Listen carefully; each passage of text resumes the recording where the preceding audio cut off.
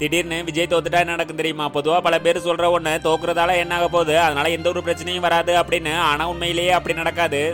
இன்னும் புரியுற மாதிரி சொன்னா, ஒரு சினிமா பேக்ரவுண்ட்ல இருந்து டைரக்டா அரசியலுக்கு வரதால மக்கள் கிட்ட ஒரு பெரிய எதிர்பார்ப்பு இருக்கும். அதோட அரசியல் அனுபவமே இல்ல அப்படிங்கறதால விஜய் எந்த ஒரு முடிவு எடுத்தாலும் பல பேர் அதுக்கு விமர்சனம் பண்ணிக்கிட்டே தான் இருப்பாங்க.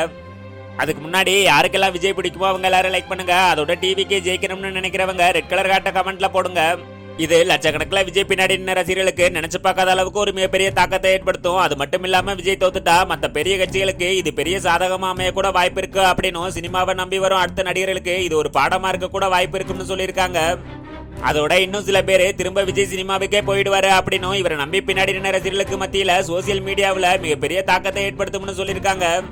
இப்படிப்பட்ட உன்னை பத்தி 2025 நடந்த அரசியல் கணிப்புல என்ன சொல்லியிருக்காங்க அப்படின்னா, ரெண்டே கட்சிக்கு மட்டும்தான் மிகப்பெரிய போட்டியே அப்படின்னும், அப்படி ஒரு வேலை தோத்தா மக்களோட மக்களா நின்று விஜய் பண்ற அரசியல் 2031க்கான பெரிய எச்சரிக்கையா கூட மாறும்னு சொல்லியிருக்காங்க.